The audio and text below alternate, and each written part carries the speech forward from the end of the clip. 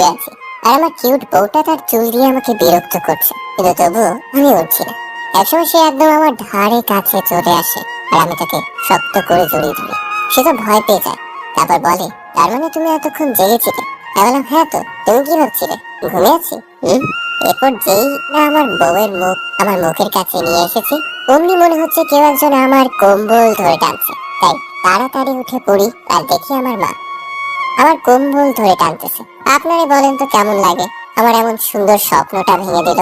আমি এমনিতেই সিঙ্গেল, কত কষ্ট করে একটা স্বপ্ন দেখছিলাম, সেটাও আমার নিজের মা ভেঙে দিল। মনটা চায় কচু গাছের ডালের লগে ঝুলতে, কিন্তু ঝুলবো না, যদি ডালটা ভেঙে যায়। এবার আসুন। তাই মায়ের উপর রাগ দেখিয়ে বললাম, তাই তুমি কি আমার নিজের মা? সকালবেলা নিজের ছেলের কম্বল নিয়ে টানাটানি করতেছো? ওই ফাজিল, ঘড়ির দিকে তাকিয়ে দেখ তো কয়টা বাজে, আর তুই সকাল বলতেছিস? মা রেগে বললো কথাটা। তারপর ঘড়ির দিকে তাকিয়ে দেখি 9:30 বাজে। তাই বললাম, ধুর মা, আর একটু আগে ডেকে দিবা না? কলেজের জন্য কত দেরি হয়ে গেল। আর তোর কলেজে যাইতে হবে না? কেন? ঋতু আসতেছে, ওকে নিতে বাস স্ট্যান্ডে যা। ও, কেন আসতেছে? আর কয়দিনের জন্য? কয়দিনের জন্য না, ও এখন থেকে এখানেই থাকবে। আর তোর কলেজেই ভর্তি হয়েছে। এখন যা, ফ্রেশ হয়ে নে। আর আমি নিচে যাচ্ছি নাস্তা তৈরি করতে। নাস্তা করে ওকে নিতে যাবি। ওকে। তারা কি এক দৌড়ে চলে গেলাম ওয়াশরুমে। আসুন, ফ্রেশ হতে হতে পরিচয় দিয়ে দিই, নইলে আবার আমাকে পাগল ভাবতে পারে যে পরিচয় ছাড়াই বক বক করতেছে। তাই পাগল আপনারাই হন, আমি পরিচয় দিই। আমি মোহাম্মদ আরাফাত রহমান, বাবা মার 2 মাত্র সন্তান। মানে আমার একটা বোনও আছে। আর আমার বাবা ব্যবসা করে মাঘ গৃহিণী। আমি অনার্স প্রথম বর্ষ, আর যাকে আনতে যাব সে হলো আমার ফুফাতো বোন প্রীতু, অনার্স 3য় বর্ষ। এতটুকুই জানেন, বাকিটা গল্প পড়ে জানতে পারবেন। এর মধ্যে আমার ফ্রেশ হওয়া শেষ। তারপর নিচে গেলাম, কিছু নাস্তা করলাম, আর বেরিয়ে পড়লাম বাস স্ট্যান্ডে। এর মধ্যে মাহির ফোন। আপনাদের বলে রাখি, আমার 2টা ফ্রেন্ড আছে, জিগারের দোস্ত, একটা আবিদ আর একটা মাহি। হ্যালো। বল। কিরে, কলেজে আসবি না? দোস্ত, আজকে না আমার শরীরটা খারাপ লাগতেছে, তাই যেতে পারবো না। মিথ্যা বললাম, সত্যিটা বলতে জ্বালাতে জ্বালাতে শেষ করে দিত। আমি একটা মেয়েকে আনতে যাচ্ছি। কেন রে, খুব খারাপ লাগছে নাকি? আমরা আইবো? আরে না, সেরকম না, এমনি রেস্ট নিলে ঠিক হয়ে যাবে। ওকে, তাহলে সাবধানে থাকিস ভাই। আর কোনো দরকার হলে ফোন দিস। Okay, by. মায়ের সাথে কথা বলতে বলতে চলে আসলাম বাস স্ট্যান্ডে। এসে দেখি কোনো বাস আসেনি, আর আমি জানিও না কোন বাসে আসতেছে। তাই আমি বসার জায়গায় বসে আছি। একটু পর 2টা বাস আসলো। একটু পর হঠাৎ কেউ একজন আমার চোখ ধরে ফেললো, যার আমি ভয়ে হুট করে তাকে জড়িয়ে ধরলাম। তারপর সে আমার চোখ ছেড়ে দিল, আর আমি তার দিলে ঘুরেই অবাক। মনে হচ্ছে আমার সামনে কোনো এক পরী দাঁড়িয়ে আছে। ওকে, সে ছোটবেলায় দেখছি। আমার তো ওর দিক থেকে চোখ ফিরছে না। এর মধ্যে বলে উঠলো, এই কি দেখিস এমন করে? পড়ে দেখি। কি? এখানে পড়ে আসলো কোথা থেকে? এই তো আমার সামনে দাঁড়িয়ে আছে। দেখলাম একটু বেশ লজ্জা পেয়েছে, যা দেখেই বোঝা যাচ্ছে। তার কিছু না বলে একটা রিক্সা ডাকছিলাম, আর 2জনে উঠে পড়লাম। তারপর রাস্তায় আসার সময় দেখলাম ও বারবার আমার দিকে আর চোখে তাকাচ্ছে। আমি তাকানেই চোখ ঘুরিয়ে নিয়েছে। তারপর হঠাৎ সে বলে উঠলো, কেমন আছিস? ভালো, আপনি? আমিও ভালো। তারপর আর কোনো কথা হয়নি আমাদের, সোজা বাসায় চলে আসলাম। এসে কলিং বেল দিতেই আম্মু সে দরজা খুলে দিল। মনে হয় দরজার পাশে দাঁড়িয়েছিল আমাদের আসার অপেক্ষায়। তারপর ঋতু সোজা আম্মাকে জড়িয়ে ধরলো আর বলল, কেমন আছো মামি? ভালো মা, তুই কেমন আছিস? ভালো। মামা কোথায়? অফিসে গেছে রে মা একটু। আমি আসছি তাও?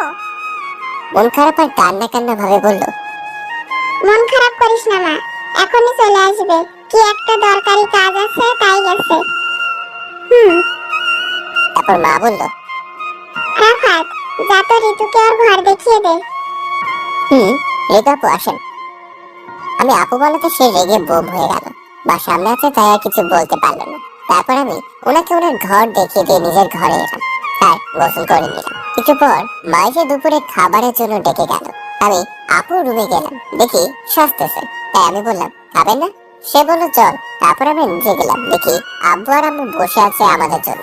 ঋতু গিয়ে তো আব্বুকে জড়িয়ে ধরলো। তারপর সবাই মিলে খাওয়া দাওয়া শেষ করে যার যার ঘরে গেলাম, আর আমি ঘুমিয়ে পড়লাম। বিকেলে হঠাৎ করে ঋতু এসে ডাকতে লাগলো আর বলল,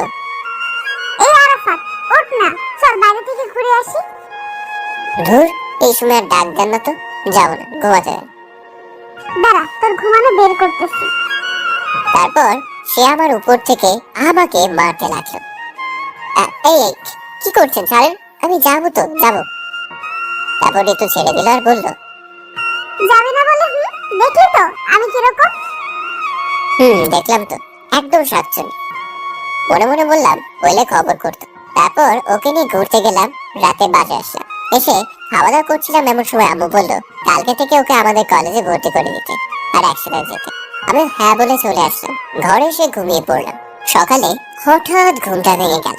আমার বুকের উপর ভারী কিছু অনুভব করছি। চোখ খুলে দেখি একটা মেয়ে আমার বুকের উপর মাথা দিয়ে শুয়ে আছে। আমি তো ভয় শেষ, তাই এক লাফ দিয়ে উঠছে। তারপর দেখি ঋতু আপু আমার উপর শুয়ে আছে। এর মধ্যে আমার এরকম করা দেখে সে উঠে পড়েছে। তারপর আমি তাকে বললাম, এই আপনি আমার রুমে কেন আসছেন? আর আমার বুকের উপর মাথা দিয়ে কেন শুয়েছিলেন? জানেন আমি কত ভয় পাইছি? আহালে, বাচ্চা ছেলে ভয় পাইছে? কোথায় ভয় পাইছে দেখি তো। তাই আপনি আপনার এই শয়তানি হাসি বন্ধ করেন তো। কি জন্য আসছেন তাই বলেন। কেন বাবু, আমার হাসি দেখে তোমার কষ্ট হচ্ছে নাকি রাগ হচ্ছে? এবার কিন্তু বেশি বেশি হয়ে যাচ্ছে। ওকে, এই যে দেখো চুপ করলাম। এবার খুশি? খুশি। এবার বলেন, মোর ঘরে আপনি কি করেন? একা একা ভালো লাগছিল না বুঝি? ও হ্যালো, ভালো লাগবে না কেন? আমার মোটেও ইচ্ছা নাই তোমার রুমে আসার। মামি বললো তোকে ডাক দিতে, তাই আসলাম। কলেজে ভর্তি হইতে যাব না সেজন্য, নইলে জীবনেও তোর রুমে আসতাম না। টাকা তো দূরের কথা। আচ্ছা বুঝলাম। তো মোর বুকে মাথা দিয়ে কে ছিল? আমি ছিলাম। আসলে তোকে ডাকতে এসে দেখি তুই ঘুমিয়ে আছিস, তাই আর তোর পাশে বসে ডাকতেছিলাম। কখন যে চোখ লেগে গেছিল বুঝতেই পারিনি, আর ঘুমিয়ে পড়েছিলাম, বুঝলি? বুঝলাম। বুঝলেই ভালো। তো এখন কি শুয়ে থাকবি নাকি উঠবিও? উঠতেছি, আপনি যান। ওকে, তাড়াতাড়ি আয়। তারপর সে চলে যেতে লাগলো আর আমি তার যাওয়া দেখছিলাম। হঠাৎ ফোনটা বেজে উঠলো। ধুর, বালের ফোনটা দিল একটা রোমান্টিক মুহূর্ত নষ্ট করে। বাল ভালো লাগে না, আর তাই রাগ নিয়ে ফোনটা ধরলাম। হ্যালো। হ্যালো, কি রে, কি খবর তোর? মাহি বললো তোর নাকি শরীর খারাপ, তো এখন কেমন আছিস? আগে বলছি, মাহিয়ার আবিদ আমার জিগারের দোস্ত। সেরকম কিছু না, এমনি এখন ভালো আছি। ও ভালো, তো আজ থেকে কলেজে আসবি? যাব। ওকে আই, দেখা হবে কলেজে, বাই। Okay bye.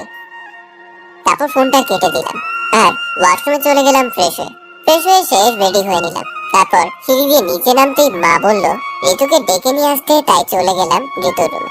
হঠাৎ করে তার রুমে যাওয়াতে যা দেখলাম তা দেখার জন্য মোটেও তৈরি ছিলাম না। দেখলাম ঋতু শুধু ব্লাউজ আর পেটিকোট পরে দাঁড়িয়ে আছে। আমি তো দেখেই হা হয়ে গেছি। ঋতু আপুর ফর্সা পেটে দেখা যাচ্ছে আর তার সাথে ওর সুন্দর নাভি। আমাকে দেখে সে শাড়িটা নিজের শরীরের উপর দিল আর আমি খেতে আসেন বলেই দৌড়ে চলে আসলাম। এসে সোজা খাওয়ার টেবিলে বসলাম। আমাকে দেখে মা বলল, কে রে এরকই? আমি বললাম আসতেছে। তারপর ঋতু আসলো, এসে আমার সোজা বসলো। একটু পর আব্বু আসলো। তারপর আমরা সবাই খাওয়া শুরু করলাম। এর মধ্যে আব্বু বলল, আরাফাত। আব্বু বলো। ঋতুকে কলেজে তো আজকে ভর্তি করে দিবি। তোদের প্রিন্সিপালের সাথে কথা বলে রাখছি, আর ওকে প্রতিদিন তোর সাথে নিয়ে যাবি আর নিয়ে আসবি, বুঝলি? তারপর আমার খাওয়া শেষ হলো, আমি বাইরে চলে আসলাম। এসে ঋতু আপুর জন্য অপেক্ষা করতে লাগলাম। একটু পর সে আসলো আর আমি খাওয়ার সময় খেয়াল করিনি, শরম পাইছিলাম। তো এখন দেখলাম আপু নীল শাড়ি পরেছে। আপুকে একদম পরীর মতো লাগতেছে। আমি তো তার দিক থেকে চোখই বেরাতে পারছি না। হঠাৎ সে বলে উঠলো, কি রে, এমন হা করে কি দেখছিস? আর এইভাবে কি সারাক্ষণ দেখতে থাকবে নাকি? তার কথায় আমার হুঁশ এলো আর আমি তার দিক থেকে চোখ নামিয়ে নিলাম। তারপর মনে মনে বললাম, একটু আগে যা দেখালেন আর কি দেখবো? তারপর সে আবারও বলে উঠলো, ওই কি ভাবতেছিস? কিছু না। তো রিকশা ডাকবে। তারপর আমি রিক্সা ডাক দিলাম। সে উঠে পড়লো আর সাথে আমিও। একটু পর সে বলে উঠলো, আমাকে কেমন লাগতেছে বললি না তো? আমি তাকে রাগানোর জন্য বললাম, একটু ভালো লাগছে না, পুরো ময়দা সুন্দরী লাগতেছে। আপু একে তো খারাপ বলেছি, তার উপর আপু, যা শুনলে বোম হয়ে যায়। এবার আপনারই বলেন কি হতে পারে। এটা শোনা মাত্র তার চোখগুলো লাল হয়ে গেল আর আমার দিকে তাকালো। আমি তো দেখি ভয় শেষ। তারপর সে আমাকে বলল, আমাকে আপু বলেছিস তাই না? দাঁড়া, তোর মজা দেখাচ্ছি। তারপর আবার কি বলেছিস? হ্যাঁ মনে পড়েছে, আমি ময়দা সুন্দরী তাই না? বলেই সে আমার চুলগুলো টানতে লাগলো। আর আমি বললাম, আমার ভুল হয়েছে, আমি মুখ ফসকে বলে ফেলেছি আপু। আর হ্যাঁ, আপনাকে খুব সুন্দর লাগতেছে। আমি একটু রাগানোর জন্য এমনটা বলেছি। কিন্তু কে শুনে কার কথা? একসময় আর না পেরে তার চুল ধরে তার মুখটা আমার মুখের সামনে আনলাম। তারপর 4 ঠোঁট এক করে দিলাম। এমনটা হওয়ায় সে পাথরের মতো হয়ে গেল। টানা 5 মিনিট পর তাকে ছেড়ে দিলাম। তারপর কেউ আর কারো দিকে তাকাচ্ছি না, আর কথাও হয়নি। এভাবে কলেজে চলে আসলাম। এসেই চলে গেলাম প্রিন্সিপালের রুমে, কারণ ঋতুকে তো ভর্তি করাতে হবে। স্যারের রুমের সামনে এসে, স্যার আসতে পারি? আরে আরাফাত যে, আসো আসো, ভিতরে আসো, বসো। ধন্যবাদ স্যার। তুমি কি ঋতু? জি স্যার, আমি ঋতু।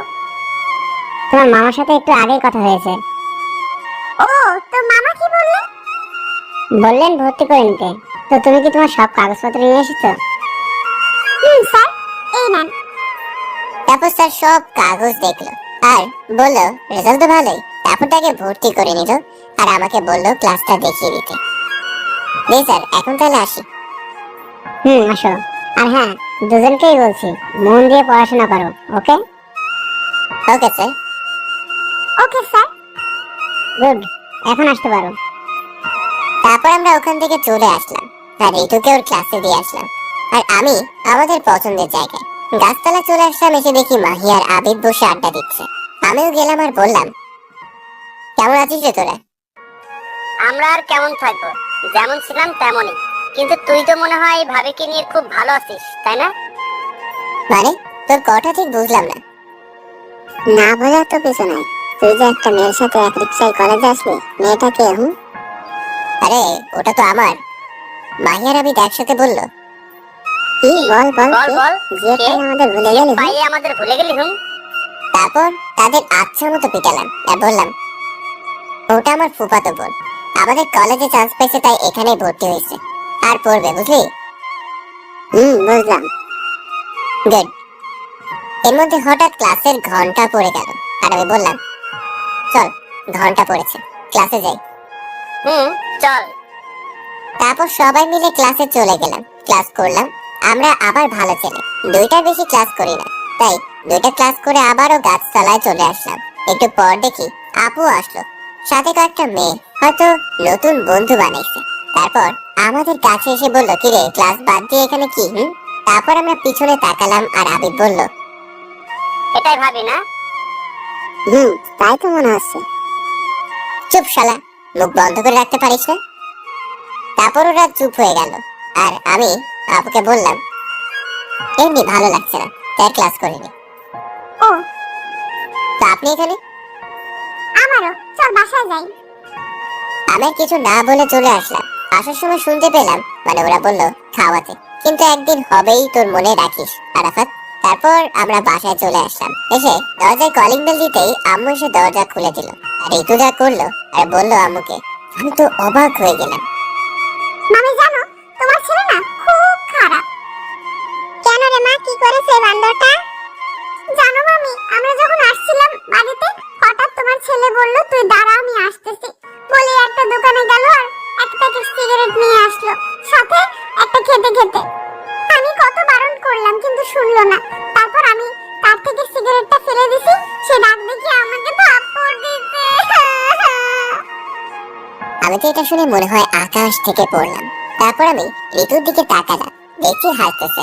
আমার তো সেই রাগ উঠলো, ইচ্ছে করছে মেরে একেবারে শেষ করে দিই। কত বড় মিথ্যা কথা বললো আম্মুর সামনে। তারপর আম্মুর দিকে তাকালাম আর সাথে সাথে ঠাস ঠাস করে 2টা পড়লো আমার গালে। আর আম্মু তো রেগে আগুন। আম্মু তখন আমাকে বললো, এই শিক্ষা দিছি তোকে? এই শিক্ষা দিছি যে রাস্তাঘাটে সিগারেট খাবি? পুরাই রেগে মেগে কথাটা বললো আম্মু। আমি কখন ভালো ছেলের মতো কান্না কান্না ভাবে বললাম, বিশ্বাস করো আম্মু, আমি সিগারেট খাইনি। ঋতু মিথ্যা বলতেছে, আমাকে ফাঁসানোর জন্য এসব বানিয়ে বানিয়ে বলতেছে। তখন আম্মু বললো, ওই আমার মেয়ে মিথ্যা বলবে কেন? ও তোর কোনো জন্মের শত্রু? যে মিথ্যা বলবে? এর মধ্যে ঋতু বলে উঠলো, থাক মামি, ছেড়ে দাও, আর কিছু বলো না, আমি অনেক বকেছি। তখন আম্মু বলল, আমার মেয়ে বললো বলে তোকে ছেড়ে দিলাম, নয়তো। হায়রে দুনিয়া, নিজের মা দেখি আজকাল নিজের কথা বিশ্বাস করে না। কোথাকার বালের মেয়ে তার কথা বিশ্বাস করে, যে কিনা মিথ্যা বলতে ওস্তাদ। এরই মধ্যে আম্মু আবারও বলে উঠলো, আর যেন কোনোদিন না শুনি। আমি শুধু মাথা নেড়ে চলে আসলাম ঘরে। ঘরে এসে আমার তো খুব রাগ হচ্ছিল। ঋতুর বাচ্চা কেমনি এটা করতে পারলো আমার সাথে? কেন আমাকে এসব বললো? কথাই বলবো না ওর সাথে। তারপর ওয়াশরুমে চলে গেলাম। একটু পর বাইরে আসলাম, এসে দেখি আবিদ ফোন দিচ্ছে। আমি ফোনটা ধরলাম। হ্যালো। হ্যালো, কি খবর? বাসায় পৌঁছেছিস? বাসায় তো পৌঁছেছি, কিন্তু খবর ভালো না। কেন, কি হয়েছে? সন্ধ্যা হলে। তারপর সব খুলে বললাম। তারপর বললাম, খুব রাগ হচ্ছে রে ভাই, ঋতুর বাচ্চাকে একটা শাস্তি দিতেই হবে। তখন আবিদ বলল, শোন, এখন সব ঠিক করে নে, ঝামেলা করিস না, আমরা তো আছি নাকি? ঠিক একটা শাস্তি দিয়ে দেব, ভরসা রাখ আমাদের উপর। ওকে, কিন্তু তোরা আমার সাথে থাকবি তো? মানে শাস্তি দিবি তো? অবশ্যই, তোর সাথে এমনটা করেছে, শাস্তি না দিলে হয়? ওকে, তাহলে এখন রাখি ভাই। Okay bye. তারপর ফোনটা কেটে দিলাম। একটু পর দেখি ঋতু আসলো আমার ঘরে। আমি দেখেই মুখ ঘুরিয়ে নিলাম। তখন ঋতু আমার কাছে আসলো আর বলল, রেগে আছিস আমার উপর? না, তো মুখ ঘুরিয়ে আছিস কেন? এমনি। সরি, প্লিজ আমাকে মাফ করে দাও। আমি তোমাকে এভাবে মামির কাছে মার খাওয়াতে চাইনি। কি মেয়ে দেখছেন, মার খাওয়াইয়া এখন বলতেছে চাইনি? তারপর ঋতু আবারও বলল, প্লিজ তুমি আমাকে মাফ করে দাও, প্লিজ।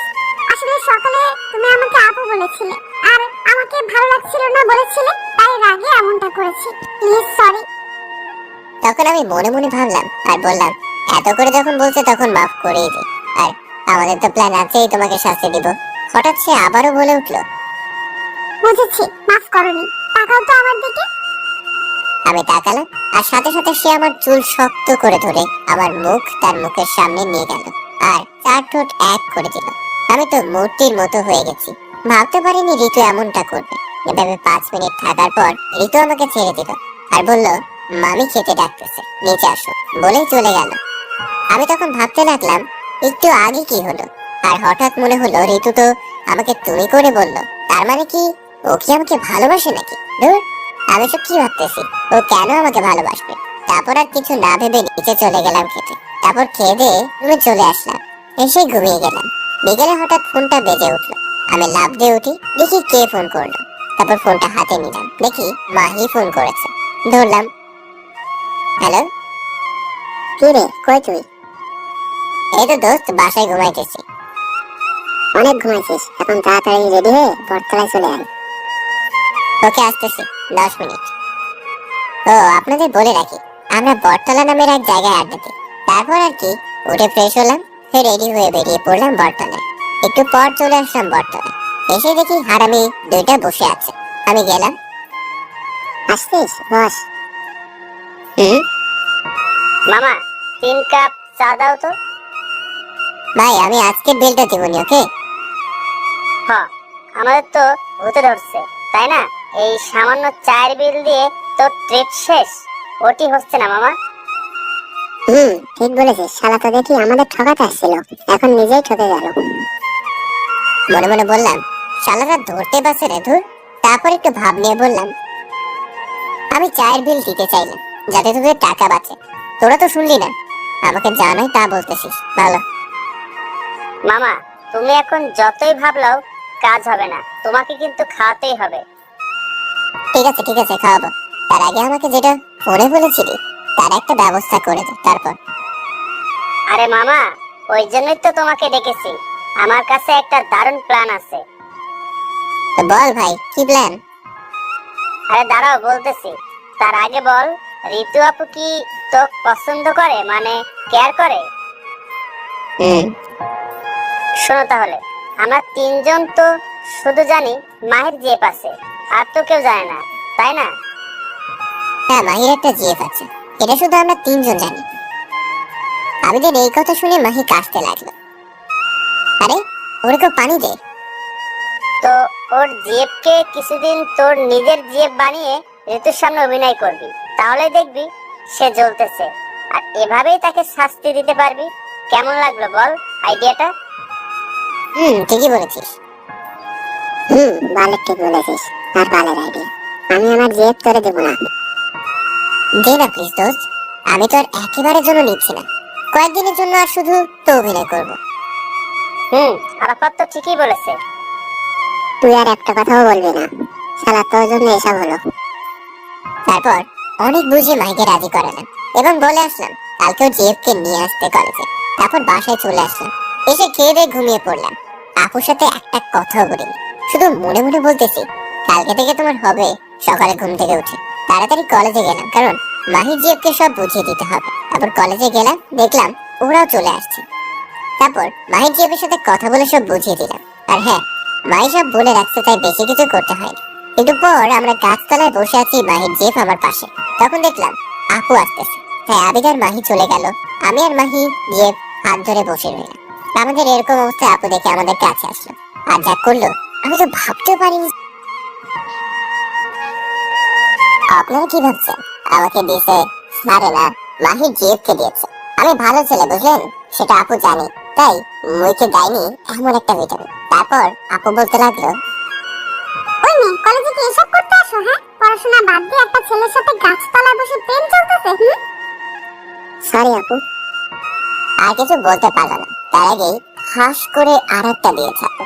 আরে বেচারি নাটক করতে এসে ভিটামিন খাচ্ছে, আর তাকে থামে দিয়ে আবারও আপু বললো, কোনো সরি না, আর যেন কখনো এসব না দেখি, বুঝে গেছে? মাই শুধু মাথা নেড়ে হ্যাঁ বলে চলে গেল, আর আমি এতক্ষণ নির্বাকের মতো দেখছিলাম এসব। এরপর মাহির চলে যাওয়ার পর আপু আমার দিকে তাকালো। আমি একবার তাকিয়ে বুঝতে পারছি আমার কপালে দুঃখ আছে, কারণ তার চোখ দেখে মনে হচ্ছে এক্ষুনি আগুন বের হবে। তাই আমি আর তার দিকে তাকালাম না, চোখ নামে নিলাম। আর সাথে সাথে ঠাস ঠাস ঠাস, ওমা, এবার দেখি থাপ্পড়টা আপু আমাকে দিছে। আপনারা ভালো না, আপনারা আমার জন্য দোয়া করেননি, বরং চাইছেন যাতে আমি মার খাই, তাই না? দুষ্ট সবাই। আসুন, আমি যেহেতু থাপ্পড়টা খেয়ে ফেলেছি, তখন কি আর করার, শুধু একটা কথাই বলি, আপনারাও যাদের বিয়ে হয়েছে তারা এখন থেকে বউয়ের হাতে থাপ্পড় খান, আর যারা করেনি তারা যেন বিয়ের পর খায়। মজা করে বললাম, প্লিজ কেউ কিছু মনে করবেন না, আর আমার দোয়া আমি মন থেকে করি, তাই চিন্তা নেই। তারপর আপু আমাকে বলল, এসব কি? তুই মেয়েদের সাথে হাত ধরে বসে থাকিস, তাদের সাথে প্রেম করিস? আপু আমি তো চুপ, আর একটাও কথা বলবি না তুই। চল আজকে বাসায়, তারপর তোর হবে। প্লিজ আপু। বলতে না বলতেই ঠাস করে আবার চর। এবার আমি বুঝতে পারছি চরটা কেন দিল। সরি ঋতু, আর কখনো এমনটা হবে না, প্লিজ। বাড়ি থেকে কিছু বলো না প্লিজ। আমার মুখ থেকে তুমি শুনে আমার দিকে তাকালো, এতে বোঝাই যাচ্ছে তুমি করে বলাতে রাগটা কমেছে। এরপর সে আমাকে বলল, কেন তুমি ওই মেয়েটার সাথে ওইভাবে কথা বলছিলে? কেন ওর সাথে প্রেম করতেছিলে? জানো না আমি তোমাকে? তুমি আমাকে কি কিছু না। না বললে কিন্তু আমি আবার ওই মেয়েটার কাছে চলে যাব। তখন ঋতু আমাকে জড়িয়ে ধরলো আর বলল, দেখি তো কেমন করে যাও। আরে কি করছেন, সবাই দেখছি তো নাকি? দেখো, তাতে আমার কি? আপনার না হলেও আমার অনেক কিছু, ছাড়েন। তারপর জোর করে ঋতুকে ছাড়িয়ে নিল। তারপর আমি বললাম, তুমি যদি না বলো তুমি আমাকে কি, তাহলে কিন্তু আর কখনো তোমাকে তুমি করে বলবো না, আর কথা বলবো না। তারপর আমার দিকে তাকিয়ে আবার নিজের দিকে তাকিয়ে বলল, আমি তোমাকে ভালোবাসি। আমি মনে মনে বললাম, এইটা তো সে কবে থেকে শুনতে চাচ্ছি। তারপর একটু না জানার ভান করে বললাম, কি এসব কি বলতেছেন, মাথা ঠিক আছে তো নাকি? তারপর ঋতু বলল, আমার মাথা ঠিক আছে, প্লিজ আমাকে ফিরিয়ে দিও না। বলে জড়িয়ে ধরল। সে ফাটিং, সে ছোটবেলা থেকে তোমাকে ভালোবাসে আমি, আর তোমাকে পেয়েও ফিরিয়ে দিব। আমার কথা শুনে ঋতু আমার দিকে তাকালো আর বলল, তাহলে এতদিন বলনি কেন? আর এই মেয়ের সাথে এসব তাহলে কি ছিল? তারপর পিছন থেকে হাততালির শব্দ এলো, আমরা একে অপরকে ছেড়ে দিলাম। তখন মাহি আর আবিদ এসে বলল, তাহলে ভাবি শেষমেশ হয়ে গেল? ওই কিসের ভাবি? কাকা ঢং করতে হবে না, আমরা সবই শুনেছি। আর হ্যাঁ আপু, সরি ভাবি, ওই মেয়েটা হলো আমার জিএফ, আপনাকে কালকের জন্য একটু শিক্ষা দেওয়ার জন্য আরাফাত এই নাটকটা সাজিয়েছে। মাহির কথা শুনে আপু আমার দিকে রাগি চোখে তাকালো। আমি বললাম, ভালো, সবই যখন বলে দিলি তাহলে এটাও বল বুদ্ধিটা কার ছিল। বাস্তব দিলি, তাহলে তোরা কেন বাকি থাকবি? আমার কথা শুনে ঋতু হয়তো কিছু বুঝতে পারছে, তাই সে বলল, মাহি, সত্যি করে বলো তো আসল ঘটনা কি? ভাবি, আমি বলতেছি, আসলে আরাফাত কালকে আমাকে আপনি কি কি করেছেন সবই বলেছে। তারপর আমি বুদ্ধি করে ওকে এসবের কথা বলি, যাতে আপনাদের ভালোবাসাও প্রকাশ পায় আর কোনো সমস্যাও না হয়। আপুর হাত থেকে বাঁচার জন্য এসব বললো। তারপর আপু কি যেন ভাবলো আর বলল, কি কি করেছো? থ্যাঙ্কস। আর আমার কানে কানে বলল, তুমি খালি বাসায় চলো আজকে। ওরা তখন বলল, ভাবি, খালি থ্যাঙ্কস দিয়ে কাজ হবে না, খাওয়াতে হবে। তখন বললাম, ওই কিসের খাওয়া রে? পেটুক। দেখছেন ভাবি, আমরা উপকার করলাম, তার জন্য একটু খাওয়ার কথা বললাম, আর ও আমাদের পেটুক বলতেছে। তখন আপু বলে উঠলো, আচ্ছা ঠিক আছে, খাওয়াবো। তার আগে তোমাদের বন্ধু তো আমাকে প্রপোজই করলো না, তাহলে ভাবি আর হলাম কেমনে বলো? ঠিকই তো, ওই হারামি ভাবিকে প্রপোজ করে যা। তখন ভাবনি বললাম, পারবো না। কেন পারবি না? তোরা শালা সবাই বেইমান, নিজেরা বাঁচার জন্য আমাকে ফাঁসায়া দেস, আর নিজেদের ভালোর জন্য অন্যের ক্ষতি হলেও কিছু ভাবিস না। দূর, বাদ দে তো এসব, আর প্রপোজ কর। বললাম পারবো না। তখন ওরা কিছু বলার আগে আপু বলে উঠলো, কি বললি তুই? আরেকবার বল তো। আর আমি তো বললাম প্রপোজ করবো ভাবতেছি। তখন ওরা হাসতে লাগলো। আমি তখন রাগ দেখিয়ে বললাম, চুপ শালারা। তখন আপু বলল, তাড়াতাড়ি প্রপোজ কর, বেশি সময় নেই। আজকে না করলে হয় না? না, হয় না। তাই আজকে করবি আর এক্ষুনি। আচ্ছা ঠিক আছে, করতেছি। তো রাগের কি আছে শুনি? বেশি না বকে প্রপোজ কর। তারপর প্রপোজ করতে শুরু করলাম। তুমি আমার কাছে মেঘ, আমার কাছে পড়ি, দিব তোমাকে সময়, আমার হাজারো ব্যস্ততা ছাড়। সকালের সূর্য তুমি, রাতের ওই চাঁদ, ভালোবাসায় জড়িয়ে রাখবো তোমায় সারাদিন রাত। হবে কি তুমি আবার পথ চলার সাথে? হবে কি আমার শেষ ভরসা? গোলাপের প্রথমে কলি আসে, পরে আসে ফুল, আমি তোমায় ভালোবাসি ঋতু। তারপর ঋতু আমাকে শক্ত করে জড়িয়ে ধরল আর বলল, হ্যাঁ, আমি তোমার সব হব। এর মধ্যে ওরা বলে উঠলো, অনেক হয়েছে প্রেম প্রীতি, এখন চলেন, আমাদের ট্রিট দিবে। যাবো তো।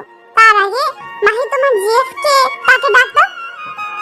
তারপর মাহিদার জিএফকে ডাক দেয়। সে আসে, তারপর ঋতু তাকে সরি বলে, মাপ চাই, সেও মাপ করে দেয়। তারপর সবাই মিলে একটা হোটেলে যায় এবং দুপুরে খাবার খেয়ে নেয় এবং বাড়ি চলে যায়। এভাবেই তাদের ভালোবাসার মধ্য দিয়ে দিন চলতে থাকে। এভাবে কিছুদিন যায়।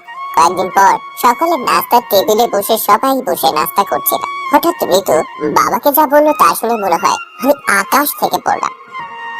মামা, আমি তোমাদের কাছে বোঝা হয়ে আছি, তাই না? আব্বু তখন খাওয়া বাদ দিয়ে ঋতুর দিকে তাকালো আর বলল, এ সময় কি কথা মামুনি? আমরা কখন তোকে এসব বলেছি যে এসব বলতেছিস? মামা, তোমরা তো কিছু বলনি। বলেছে তো তোমাদের আদরের সন্তান আরাফাত। আমি তো ঋতুর কথায় আকাশ থেকে পড়লাম। আরে আমি এসব কখন বললাম? তখন আব্বু বলল, দেখছো আরাফাতের মা, তোমার ছেলে কতটা কুলাঙ্গার হয়ে গেছে। আমার মেয়েকে কি সব বলতেছে, ওকে তো আমি। বলে লাফ দিয়ে উঠলো চেয়ার থেকে। তখনই আম্মু আব্বুকে আটকালো আর বলল, দেখো, এখন খাওয়ার টেবিলে কিছু করো না। ও না বুঝে করেছে, এবারের মতো ছেড়ে দাও। তখনই ঋতু বলে উঠলো, থাক মামা, মাফ করে দেন ওকে। দেখ, আমার মেয়েকে দেখে শেখ, যাকে তুই কিনা এসব বলেছিস। আর হ্যাঁ, ওর জন্য আর তোর মায়ের জন্য তুই আজকে বেঁচে গেলি। আর যেন জীবনে এসব কথা না শুনি। আমি তো ভয় শেষ, তাই শুধু বলে মাথা নাড়ালাম। কারণ আমি বুঝতে পারছি যে আমি যাই বলি না কেন কেউ বিশ্বাস করবে না। তাই দোষটা নিজের ঘাড়ে নিলাম আর মনে মনে বলতে লাগলাম, কুকুর বাচ্চা, ঋতু তোর এটা শাস্তি আমি দিবই, দেখিস। তুই আরাফাতকে চিনিস না। তারপর আপু উঠে চলে গেল, সাথে আম্মু গেল। তখন আমি আর ঋতু ছিলাম টেবিলে বসে। তখন সে বলে উঠলো, কিরে, কেমন বাস খাওয়ালাম? আর মেয়েদের দিকে তাকাবি? বল, তাদের সাথে কথা বলবি? ও, এবার বুঝলাম কেন ঋতু আমাকে এত বড় বাস দিল। আপনারা তো কিছু বুঝতে পারেননি, যে আমার মতো ভদ্র কেউ সাদা সিধা ছেলেকে ঋতু কেউ বাস খাওয়ালো আর এসব বললো? আসুন একটু অতীত থেকে ঘুরে আসি। অতীত কয়েকদিন আগের কথা। আমি মাহি আর আবিদ কলেজে গাছতলায় বসে আড্ডা দিচ্ছি। হঠাৎ করে মেঘলা ফোন করে। হো, আপনাদের তো বলাই হয়নি, মাহির জিএফ এর নাম মেঘলা আক্তার। আমরা ভালোবেসে মেঘলা বলে ডাকি। টুকু মাহি ভালোবেসে মেঘলা বলে ডাকে, তাই আমরাও ডাকি। আমরা জিগারের দোস্ত কিনা। তারপর মাহি ফোনটা ধরে তখন মেঘলা বলে, কোথায় আছো তুমি? এই তো শোনা, আরাফাত আর আবিরের সাথে কলেজের সেই গাছতলায় বসে আছি। কেন, কি হয়েছে? আসলে আমি না একটু শপিং করতে যাব, তুমি কি আসতে পারবে প্লিজ? আচ্ছা ঠিক আছে, কোথায় আসতে হবে বলো, আমি আসতেছি। Thank you Babu. বিগ বাজার মলে চলে আসো। ওকে শোনা, আসতেছি, বাই। বাই, তাড়াতাড়ি আসো কিন্তু। ওকে। তারপর মাহি ফোনটা কেটে দেয়। আর আমরা তাদের না দেওয়া দেখেই বুঝতে পারছি কে ফোন দিয়েছে। তাই আমি বললাম, কিরে মেঘলা কোথায় যেতে বললো? দোস্ত তুই কিভাবে বুঝলি মেঘলা ফোন দিছিল? শোন, তোর থেকে আমার বুদ্ধি একটু বেশি, বুঝলি? আর তোরা যে উন্মাদ শুরু করেছিস সবাই বুঝতে পারবে। যাই হোক, কোথায় আর কেন যেতে বললো তাই বল। আসলে মেঘলা একটু শপিং করতে যাবে, তাই বিগ বাজারে যেতে বলবো। ঠিক আছে, যা যা। রাগ করিস না প্লিজ, বুঝতেই তো পারছিস। ঠিক আছে, যা। তারপর মাহি চলে গেল। তখন আবিদ বলল, মাহি তো চলে গেল ওর জিএফ এর কাছে, তো আমরা এখানে থেকে আর কি করব? চল কোথাও থেকে ঘুরে আসি, সাথে মেয়ে দেখাও হবে নি নতুন নতুন। ঋতু জানতে পারলে আমার খবর করে দিতে। আরে ধুর, ও কেমনে জানবে? আমরা তো দুজনেই যাব। ওকে, চল তাহলে। তারপর আমি আর আবিদ বাইক নিয়ে চলে গেলাম একটা মলে। হ্যাঁ, আপনাদের একটা কথা বলে রাখি, আমি এরই মধ্যে নতুন বাইক কিনেছি। তারপর আমরা মলে কয়েক পাক দিয়ে মলেরই একটা রেস্টুরেন্টে এসে বসলাম। তারপর কফি খেতে লাগলাম। একটু পর আবিদের একটা ফোন আসে আর সে উঠে চলে যায়। তখন আমি বসে আছি একা। হঠাৎ একটা মেয়ে এসে আমাকে আরাফাত বলেই জড়িয়ে ধরলো। আমি তো পাথর হয়ে গেলাম। তারপর তাকে ছাড়িয়ে দিলাম আর বললাম, কে আপনি? আরে শাকিলা, তুই কোথা থেকে? চিনতে পারছিস তাহলে? কি যে বলিস, তোরে চিনবো না কেন? তাও ঠিক, আমরা তো একসাথে পড়ছি, তাই না? এবার বল, তুই এখানে? আসলে তুই তো জানিস আমার বিয়ে হয়েছে আর আমি ঢাকায় থাকি। আর কয়েকদিন পর আমার এক বন্ধুর বিয়ে, তাই এখানে এসেছি। ও ভালো। আচ্ছা, তোর নাম্বারটা দে তো। এই নে, 093319556। দুটো দিলাম না, আপনারা হয়তো আমাকে জ্বালাতন করবেন। তারপর আমি আর শাকিলা কিছুক্ষণ হেসে হেসে কথা বললাম। আমি হঠাৎ খেয়াল করলাম কেউ একজন শাকিলা আমাকে জড়িয়ে ধরার পর থেকে আমার দিকে তাকিয়ে আছে। আমি তার দিকে তাকিয়ে তো অবাক। আরে এটা তো ঋতু। এখন আমার কি হবে আল্লাহ জানে। এরই মধ্যে শাকিলা বলে উঠলো, আজকে আসি রে, বাই। ভাই। তারপর সে চলে গেল আর আমি দাঁড়িয়ে রইলাম। তারপর ঋতু আমার কাছে আসলো। আমি বললাম, ঋতু তুমি যা ভাবছো আর বলতে পারলাম না। ঠাস ঠাস করে দিল আর বলল, তুই এতটা খারাপ একটা মেয়েকে জড়িয়ে ধরেছিস? ছি! তারপর সে চলে গেল। এরই মধ্যে আমি দেশে বলল, বন্ধু কিছু মনে করিস না, আমি শাকিলার আসার পর থেকে এখন পর্যন্ত সবই দেখছি, চিন্তা নাই, সব ঠিক হয়ে যাবে। বুঝি না সব খালি আমার সাথে কেন হয়। বাদ দে, চল বাসায় যাই। চল। তারপর আমরা বাসায় চলে আসলাম। আস্তে আস্তে রাত হয়ে গেছে, তাই এসেই শুয়ে পড়েছি। সকালে কি হলো আপনারা তো জানেনই। আসুন এখন বাস্তবে ফিরি। বাস্তব। তখন ঋতুকে বললাম, চোখে দেখা সবসময় ঠিক হয় না আর সত্যি হয় না। যার জন্য আমার সাথে এমনটা করলেন সেটা আসলে সত্যি নয়। ও আমার কাস্ট ফ্রেন্ড ছিল আর ওর বিয়ে হয়ে গেছে। এতদিন পর দেখা তাই এমনটা করেছে। আর আপনি কিছু না জেনেই ভালো, খুব ভালো থাকেন বলে উঠে চলে আসলাম। তখন ঋতু ভাবতে লাগলো, আসলে তো আমার খোঁজ নেওয়া উচিত ছিল। আমি কিছু না জেনে শুনে আরাফাতের সাথে এরকম করলাম। সে যদি আমাকে ভুল বুঝে ছেড়ে চলে যায়, না, এ আমি কি করলাম? বলেই কান্না করতে লাগলো। তখনই মা এসে বললো কি হয়েছে। সে কিছু না বলে কান্না করতে করতে উপরে চলে গেল আর আমার রুমের সামনে এসে কান্না করতে করতে বলল, প্লিজ আমাকে মাফ করে দাও প্লিজ।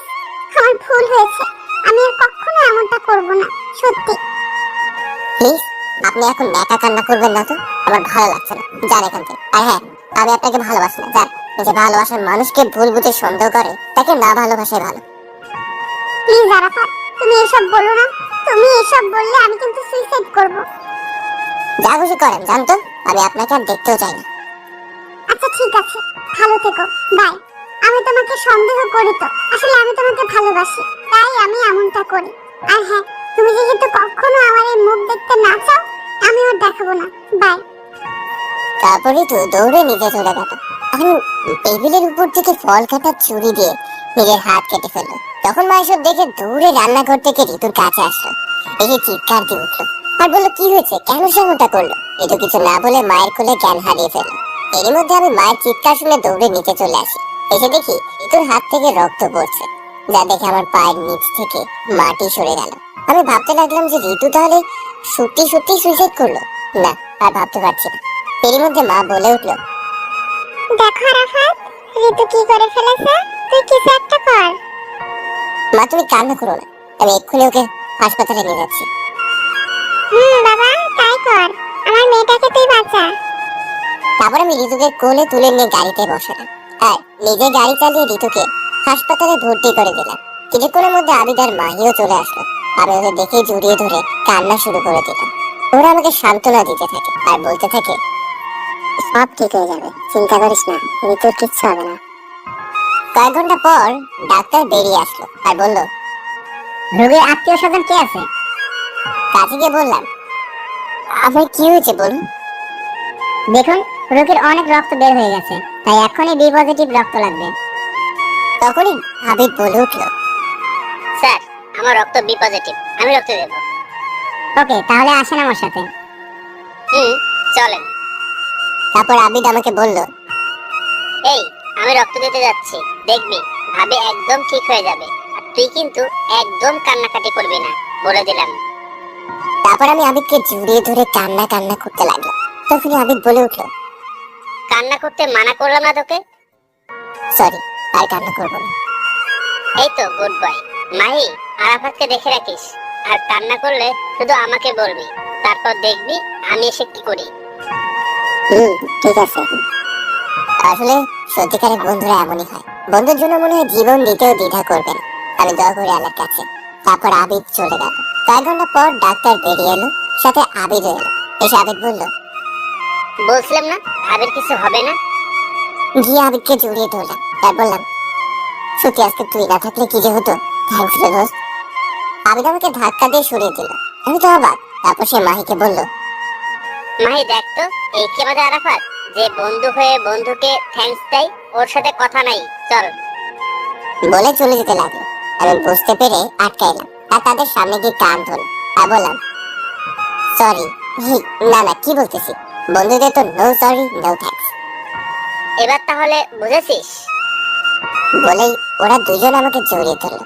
তখন ডাক্তার বলল, আপনার তিন বন্ধু নয়, মনে হচ্ছে এক এক ভাই। দোয়া করি আপনাদের বন্ধুত্ব যেন সারা জীবন এরকমই থাকে। Thanks doctor. ডাক্তার, ঋতু কেমন আছে? এখন অবশ্য ঘুমিয়ে আছে, ঘুমের ঔষধ দিছি তো।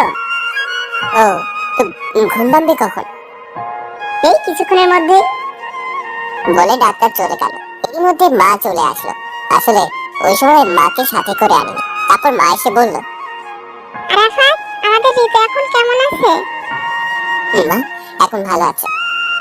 এর মধ্যে ঋতুর বাবা মা, মানে আমার শ্বশুর শাশুড়ি ঋতুর এখনো তো হাঁটে, মানে আমার ফুপ্পা ফুপ্পি চলে এসছে। এসেই বলতেছে ঋতু কোথায় আর কেমন আছে। আমি বললাম, আপনাদেরকে জানানো ঋতুর ব্যাপারে। আমি বলেছি। ও, ভিতরে আছে আর ভালো আছে, ঘুমিয়ে আছে। এর মধ্যে আব্বু চলে আসছে। তখনই একজন নার্স এসে বলল, রোগীর ঘুম ভেঙেছে। এটা শুনে সবাই মিলে ঋতুর কাছে গেল, শুধু আমি, আবিদার মাহি ছাড়া। তারপর মা এসে বলল, ঋতু ডাকতেছে আমাকে। আবিদার মাহি বলল, যা ভিতরে যা। ভিতরে যা। তারপর আমি ভিতরে গেলাম। সবাই বের হয়ে আসলো। তখন ঋতু বলল, কেন এসেছিস তুই এখানে? তুই না বলেছিলি আমার মুখ দেখতে চাস না? তখন আমি ঋতুর কাছে গেলাম আর সাথে সাথে হাস করে একটা থাপ্পড় দিলাম। তুই আমাকে মারলি? তখন আমি ঋতুর মাথার কাছে গিয়ে বসলাম আর বললাম, মারলাম। আমার বউকে আমি মারবো না তো কে মারবে শুনি? আমার মুখে বউ ডাক শুনে ঋতু আমাকে জড়িয়ে ধরে কান্না করে দিল। আমি তাকে জড়িয়ে ধরলাম। ভালোই যখন বাসো, তাহলে কালকে ওর বলেছিলে কেন? প্লিজ বাদ দাও, তখন আমার মাথা ঠিক ছিল না। আর হ্যাঁ, ওটার জন্য সরি। না, শুধু সরি বললে চলবে না। তো কাছে আসো বলতেছি। আমি আমার মুখ ঋতুর মুখের সামনে নিয়ে গেলাম, আর সাথে সাথে সে 4 ঠোঁট এক করে দিল। আমিও কম কি এরকম সুযোগ কি কেউ ছাড়ে? আমিও সাথে সমান রেসপন্স দিতে লাগলাম। এরকম করে কতক্ষণ ছিলাম জানি না। হঠাৎ মাহিয়ার আবিদ এসে বলল, এসব রোমান্স বাড়িতে গিয়ে করিস, এখন করতে হবে না। ওদের কথা শুনে আমরা একে অপরকে ছেড়ে দিলাম। থাক, আর কিছু বলতে হবে না, সবাই দেখছি। এই শালা, দেখছি যখন তখন আর একটু দেখতি, ডাক দিলি কেন? আহারে, সারা শখের প্রেমে আমরা সমস্যা করলাম। আমার বিয়ে তো কালকে পরের দিন, ওখানে গিয়ে না হয় বাকিটা সেরে নিস। তোর বিয়ে মানে কার সাথে? আর এখন বলতেছিস কেন? সকালে বলার জন্য তোর বাসায় আসছিলাম, আর তোর মা যা বললো শুনেই তো এখানে আসলাম বলার জন্য। যাই হোক, বাদ দে। আমিও কিন্তু যাব মাহি ভাইয়া। ভাবি, অবশ্যই যাবেন। তাই জন্যই তো আপনাদের দুজনকে নিতে আসলাম, মার্কেটে যাব। শোন, আমি যাচ্ছি, কিন্তু ঋতুকে না, ওর শরীর খারাপ, ও বাসায় থাক। না, আমিও যাব। কিন্তু কোনো কিন্তু না, আমি যাব আর মেঘলাকে নিজের হাতে সব পছন্দ করে কিনে দেব। যথাজ্ঞা মহারানী, এখন অন্তত বাড়িতে যাই। কিন্তু আমি যাব কি করে? কেন? আয় হেঁটে। না প্লিজ, কোলে করে নিয়ে যাও না। এখানে সবাই দেখলে কি ভাববে? কিছু ভাববে না। মাহি, আবিদ ভাইয়া আপনার কিছু বলেন না? ঠিক ঠিক, আমি অসুস্থ, নে কোলে নে। তোদের আর পাম দিতে হবে না, চুপ থাক। তারপর ঋতুকে কোলে করে নিয়ে আসলাম। সবাই হা করে দেখছিল। তারপর বাড়িতে এসে ওকে ঘরে নিয়ে যেয়ে শুয়ে দিলাম। তারপর মা এসে ওকে খাইয়ে দিয়ে রেস্ট নিতে বললো, আর আমি ফ্রেশ হতে গেলাম। তারপর দুপুরে খেয়ে নিলাম। তারপর উঠে একটু রুমে গেলাম, দেখলাম ঘুমিয়ে আছে। তারপর ওর কাছে গেলাম, কপালে একটা কিস দিলাম আর বললাম, আসলেই পাচ্ছি, আমার যেন কি না করতে পারে। তখন হঠাৎ সে বলে উঠলো, সব করতে পারি। তুমি ঘুমাওনি? না, কেন? এমনি। একটু পর মাহির ফোন আসলো, বললো রেডি হয়ে বিগ বাজার মলে চলে আসতে। তারপর ফোন কেটে দিয়ে আমি রেডি হয়ে চলে আসলাম। তারপর বিয়ের মার্কেট করছিলাম আর আমি ঋতুর সাথে দুষ্টুমি করছিলাম। এভাবে সব কেনাকাটা শেষ করে বাসায় চলে আসলাম, ওরাও চলে গেল। তারপর রুমে এসে ওয়াশরুমে চলে গেলাম ফ্রেশ হতে। বাইরে বের হয়ে এসে দেখি ঋতু আমার বিছানায় বসে আছে। তখন আমি বললাম, কি ব্যাপার মিস, তুমি আমার ঘরে কি মনে করে? কেন আসতে পারি না নাকি? আসতে পারবে না কেন? অবশ্যই পারবে। তো এখন কেন এসেছো তাই বলো। আমি খেতে যেতে বললো, তাই তোমাকে ডাকতে এসেছি। আচ্ছা, তাই নাকি? তাই চলো এখন। বলে ঋতু যেই না চলে যেতে লাগলো, অমনি আমি পেছন থেকে ওর হাত ধরলাম আর নিজের কাছে নিয়ে আসলাম। এসে পেছন থেকে জড়িয়ে ধরলাম আর ওর ঘাড়ের উপর মুখ রেখে বললাম, মিস, আসছো তোমার ইচ্ছেতে, যাবেও কি তোমার ইচ্ছেতে? একটু আদর না দিলে? দেখো, এখন কিছু করবে না, আর হবেও না। কেউ এসে বলবে ছাড়ো।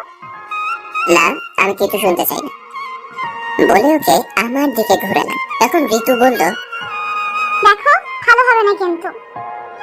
আর বলতে দিলাম না, তার আগে 4 ঠোঁট এক করে দিলাম। এভাবে 5 মিনিট ছিলাম। হঠাৎ ছোট বোন এসে বলল, আমার ছোট বোনের নাম সুইটি। হাই রে প্রেম রে, একজনকে বললো আরেকজনকে ডাক দিতে, সে ডাকতে এসে নিজে প্রেম করতে ব্যস্ত। সুইটির কথা শুনে আমরা একে অপরকে ছেড়ে দিলাম। তারপর আমি বললাম, আসলে সুইটি, তুই যা ভাবছিস তা না, ওর চোখে কি যেন পড়েছিল, তাই আমি। আর কিছু বলতে হবে না, আমি সবই দেখছি, নিচে আয়। বলেই চলে গেল।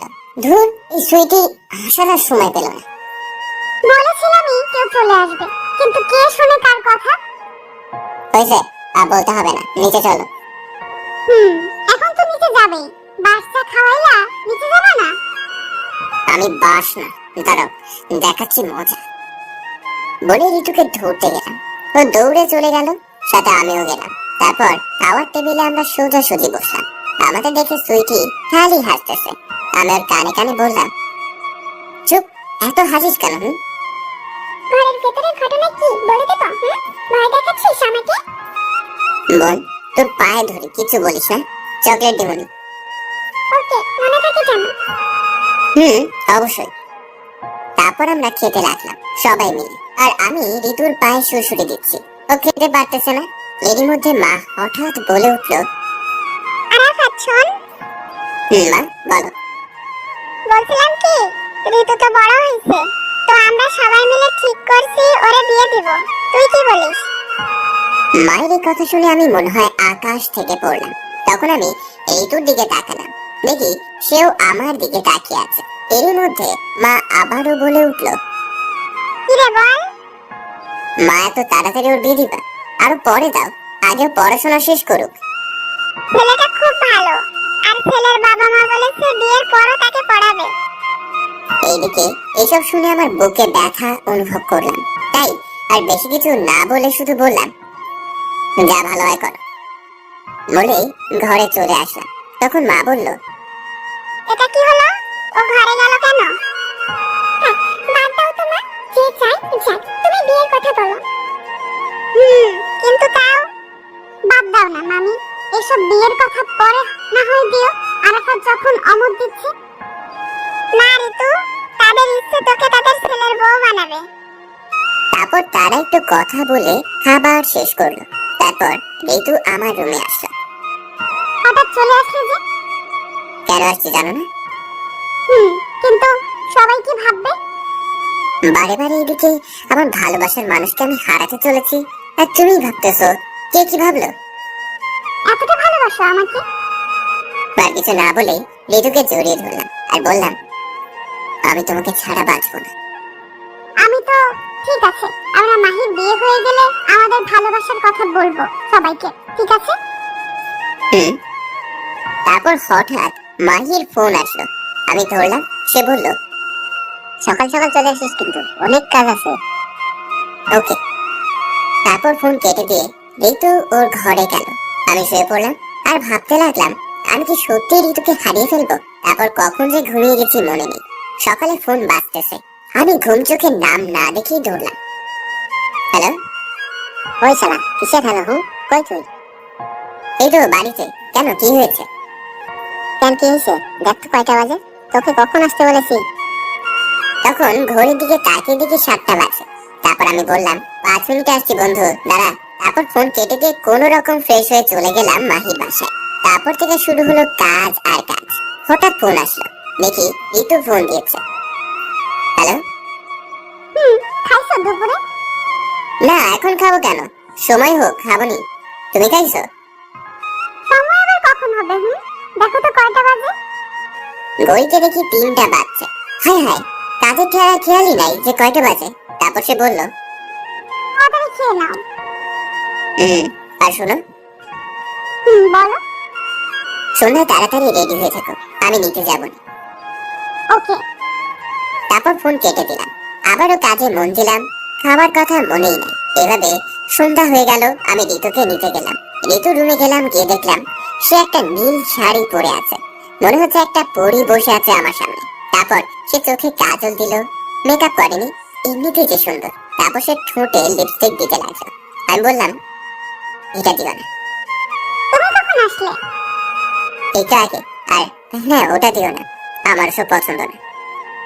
ওকে। তারপর ঋতুকে নিয়ে চলে গেলাম মাহির বাসায়। তারপর সবাই মিলে আনন্দ করে গায়ে হলুদের অনুষ্ঠান শুরু হলো। আর আমরা, মানে আমি আর আবেদ, শুধু মেয়েদের সাথে টাঙ্কি মারতে লাগলাম। হঠাৎ দেখি ঋতু আমাকে ধরে নিয়ে একটা ঘরে গেল। তখন আবেদ বলল, আজকে তো শেষ। তখন তাকে দেখি ঋতুর চোখ দিয়ে আগুন বের হচ্ছে রাগে। কি হয়েছে, এভাবে ঘরে আনলে কেন? কেন আসছে জানিস না তুই? না বললে কেমনে জানবো? মেয়ে দেখলেই টাঙ্কি মারতে ইচ্ছে করে, তাই না? ওকে, তোর টাঙ্কি মারা বের করবো। সরি, আসলে।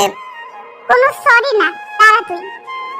বলে সে একটা লাঠি দেখতে পেল আর হাতে নিয়ে বলল, এবার কি হবে বল? তুমি আমাকে মেরো না প্লিজ, আমার কিছু হলে তোমারই কষ্ট হবে না। হোক। আচ্ছা সরি, আর জীবনেও এমনটা করবো না, প্রমিস। ঠিক তো? 100% ঠিক। ওকে। তাহলে লাঠি ফেলে দাও আর বাইরে চলো। ওকে। তারপর আমরা বাইরে চলে আসলাম। বন্ধু, কি হলো এতক্ষণ? কিছু না। আমি তো জানি। তাহলে চুপ থাকো। এভাবে গায়ে হলুদের অনুষ্ঠান শেষ হলো। রাতে আমরা বাড়ি ফিরলাম। মাহি আসতে দিবে না তাও জোর করে আসলাম। ঋতুর ভালো লাগছে না তাই বাড়িতে এসে ঋতু ওর ঘরে গেল, আমিও আমার ঘরে গেলাম। তারপর ঘুমিয়ে পড়লাম। সকালে তাড়াতাড়ি উঠলাম কারণ আজকে মাহির বিয়ে। তারপর আমি চলে গেলাম মাহির বিয়েতে আর বাড়িতে বলে গেলাম তাড়াতাড়ি যেতে। আর ঋতু বলল ও মেঘলার বাসায় যাবে। আমি মাহির বাসায় এসে সব কাজ করলাম। তারপরে ওকে গোসল করিয়ে সবাই মিলে বের হলাম বিয়ের উদ্দেশ্যে। একটু পর আমরা সবাই চলে আসলাম মেঘলাদের বাড়িতে। তারপর গেটে কয়েকজন মেয়ে দাঁড়িয়ে আছে। মাহি ওদের দেখেই আমাকে বলল, ভাই তুই একটু সব ম্যানেজ করিস। ওকে চিন্তা নাই। তারপর আমরা ওদের কাছে গেলাম। তখন সবাই বলে উঠলো, আসেন দুলা ভাই আসেন, শরবত খান। সে না হয় বর শরবত খাবে, কিন্তু আপনাদের তো চিনলাম না। ওদের মধ্যে একজন বলল, আমি সুলতানা সাদিয়া, মেয়ের ছোট বোন। আর এই হলো আমার খালাতো বোন আরিফা। এই হলো আমার চাচাতো বোন রিবা। এভাবে পরিচয় করিয়ে দিল। তখন আমি বললাম, আচ্ছা তার মানে আপনারা আমার বেআইন তাই তো? তখন আবিদ আমার কানে কানে বলল, বন্ধু সাদিয়া কিন্তু আমার, ওকে কিছু বলিস না। আমি তো অবাক। আবিদ এসে আমার বেআইনকে ওর বলে চালিয়ে দিল। ওকে, তারপর বললো ওরা সবাই যে শরবত খান। না আমরা এসব খাই না। তাই তাহলে 5,000 টাকা দেন, খেতে হবে না। আমরা 1 টাকাও দিব না। না দিলে ভেতরেও যেতে দেব না। সমস্যা নাই, তোমাদের মেয়ে বসে আছে আমার বন্ধুকে বিয়ে করার জন্য, আমরা হয় ফিরেই যাই। মাহি চল বলে যেতে লাগলাম। মাহি তো হা হয়ে সব দেখছে। হঠাৎ ঋতু বলে উঠলো, তোমরা আরাফাতের সাথে পারবে না, ও একটা বদমাইশের হাড্ডি, তার চেয়ে ভেতরে যেতে দাও। এই তো ঋতু আমাকে চিনে মনেই নাই। তারপর ওরা রাগে ফুঁসতে লাগলো আর আমরা ভিতরে গেলাম। তারপর বিয়েটা হয়ে গেল। তারপর আমরা বউ নিয়ে বাসায় চলে আসলাম। সবাই তো বউ দেখার জন্য চলে আসলো। তারপর ভাবিরা মেঘলাকে ঘরে নিয়ে গেল। আর এদিকে আমরা মানে আমি আর আবিদ মাহিকে নিয়ে ছাদে চলে গেলাম। আর এভাবে গল্প করতে লাগলাম।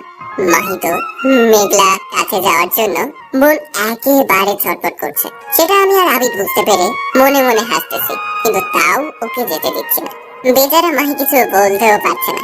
যখন 12টা পার হতে লাগলো তখনই আমরা ছাদে। হঠাৎ মাহির বাবা মানে আঙ্কেল এসে বলল, কিরে মাহি, তুই এখানে কেন? যা ঘরে যা, বৌমা তোর জন্য কখন থেকে অপেক্ষা করছে। মাহি কিছু বলার আগেই আমি বলে উঠলাম, আঙ্কেল আমরা অনেকবার বলেছি যাওয়ার জন্য, কিন্তু ও তো যাচ্ছে না, বলতেছে আমাদের সাথে নাকি আড্ডা দিবে। বলেন তো এটা কি ঠিক দেখায়? নতুন বউ ঘরে দেখায় আমাদের আড্ডা দিচ্ছে, তাও আবার আজকে ওদের বাসরা। আমি জানি মাহি আঙ্কেলকে খুব ভয় করে, তাই জায়গা মতো দিলাম একটা। মাহি তো আমার কথা শুনে হা হয়ে গেছে। আলা, তোরা নিজেরাই যেতে দিলি না, আর এখন নিজেরাই বলতেছিস যেতে বলছিস। মাহি কিছু বলার আগেই আঙ্কেল আবারও বলে উঠলো, কি হলো, এখনো এখানে দাঁড়িয়ে কি করিস? যা ঘরে যা। তারপর আঙ্কেল চলে গেল। মাহি আমাদের দিকে রাগি চোখে তাকালো আর বলল, আমাকে যেতে বলছিস তাই না? আরে কুল কুল, এত রাগে কি আছে? আমরা তো একটু মজা করলাম। চল তোকে ঘরে দিয়ে আসি। আজকে আর কিছু বলবো না, পরে সব ঠিকই নেবো, দেখিস। ওকে। তারপর আমরা মাহিকে ওর বাসর ঘরের সামনে নিয়ে আসলাম। এসে তো দেখি ঋতু ভাবিরা দরজা আটকে রাখছে। ভাই কিছু একটা কর, নইলে আজ আর আমার বাসর হবে না। আরে বেচারা, ওকে কিছু একটা করতেছি। হাজার হোক তুই আমার বন্ধু বলে কথা। তারপর আমরা সবাই মিলে বাসর ঘরের সামনে গেলাম। ভাবিরা কি দেবর বাসর করবে নাকি? মাহি কিছু বলছে না, শুধু আমার দিকে তাকাচ্ছে।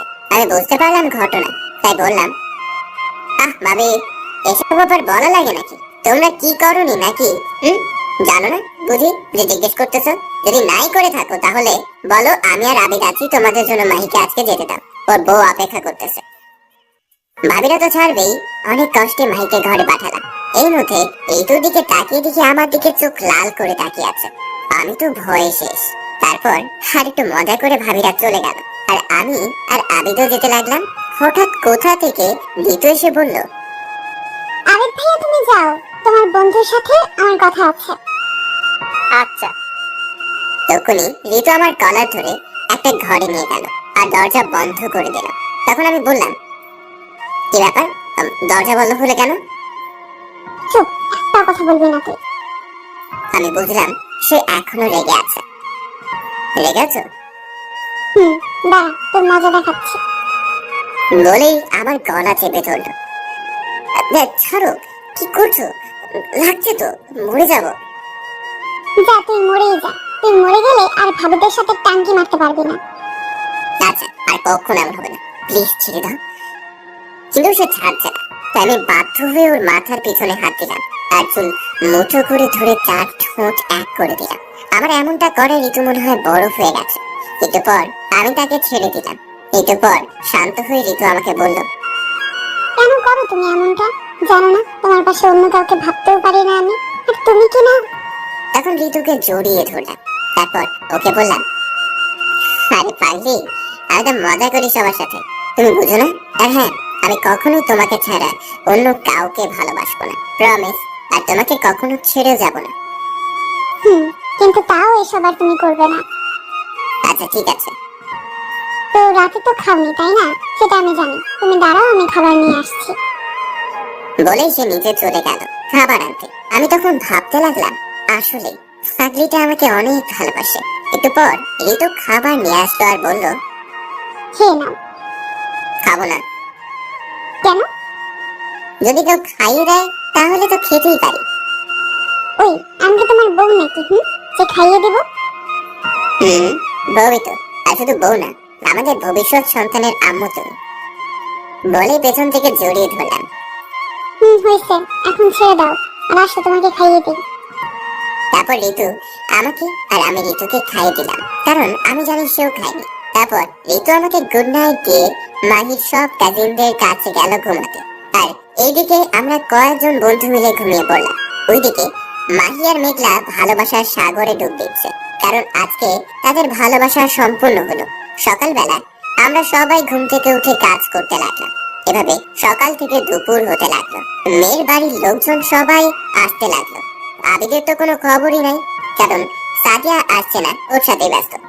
তারপর দুপুরে খাবার খাওয়ার পর সবাই চলে যেতে লাগলো। আর এইদিকে আবিদ সাদিয়ার নাম্বার নিয়েছে। আর হ্যাঁ, সাদিয়াও আমাদের কলেজেই পড়াশোনা করে, সেও আমাদের 1 বছরের বড়। আমি বুঝতেছি না আমাদের 3 বন্ধুর কপালে কি শুধু সিনিয়র মেয়ে আছে নাকি। তারপর এভাবে দিন চলে গেল, আমরাও বাসায় চলে আসলাম। তারপর থেকে আমরা মানে আমি আর ঋতু একসাথে কলেজে যাই আসি। মাহি আর মেঘলাও একসাথে আসে যায়। আবিদও সাদিয়াকে পটানোর চেষ্টা করছে। এভাবে কয়েকদিন চলে যায়। আজকে রবিবার কলেজে এসে আবিদ বলল, বন্ধু, আজকে আমি সাদিয়াকে প্রপোজ করব। ওকে, করিস। বন্ধু, তুই একটা ভালো করে প্রপোজ বলে দে না প্লিজ। শেষমেশ আমাকে আবার ধরলি তোরা। দে একটা বলে, এত করে যখন বলতেছে। তুই চুপ কর। দে না দোস্ত, প্লিজ। ওকে, দিতেছি, বেশি নাটক করতে হবে না। তারপর আমি আবিদকে প্রপোজ বলে দিলাম। ও তো সেই খুশি। একটু পর সাদিয়া আসলো। সাদিয়া আমাদের কাছে আসলো তখনই আবিদ ওর সামনে হাঁটু গেড়ে বসে একটা গোলাপ ফুল সামনের দিকে ধরে বলল, প্রপোজের কথা যা আমি শিখে দিলাম। দেখেছি তোমায় প্রথম যেদিন পড়েছি তোমার প্রেমে, থাকতে পারছি না আর তোমাকে ছেড়ে। ভালোবাসি তোমায়, ছেড়ে যাব না কখনো, তুমি ফিরিয়ে দিও না আমাকে। বড্ড বেশি ভালোবাসি তোমায়, তাই ভালোবাসার কথা বলতে করতেছি না দ্বিধা। তুমি শুধু আমার। I love you Sadia. তারপর সাদিয়া আবিদের ফুলটা নিল আর প্রপোজ অ্যাকসেপ্ট করলো। তারপর তারা একে অপরকে জড়িয়ে ধরলো। একটু পর আমি বললাম, হয়েছে, এখন তো ছেড়ে দে, এটা কলেজ। তারপর তারা একে অপরকে ছেড়ে দিল। তারপর আমি আবারও বললাম, চল আবিদ, আজকে তুই খাবি, আমাদের সেদিন আমার থেকে খাইছিল। ঠিক ঠিক, চল। তারপর সবাই মিলে রেস্টুরেন্টে গেলাম। সেখান থেকে খাওয়া দাওয়া করে সবাই যার যার জিপ নিয়ে ঘুরতে বের হলাম। ওরা ওদের মনে চলে গেল, আর আমি আর ঋতু আমাদের মতো এভাবে সন্ধ্যার সময় বাসায় আসলাম। বাসায় আসতে মা ডাকছিল, তাই ওনার রুমে গেলাম। তখন মা বলল, দেখো তো ঋতুর জন্য ছেলেটা কেমন হবে। না দেখে বললাম, বাদ দাও না, আমাকে এইসব দেখাচ্ছ কেন? তোমরা যা হয় করো। আরে একবার তো দেখো, তুই তো ঋতুর একটা ভাই তাই না? তারপর মায়ের জোড়াজুড়িতে আমি ছবিটা দেখলাম, আর দেখেই আমি হা হয়ে গেলাম।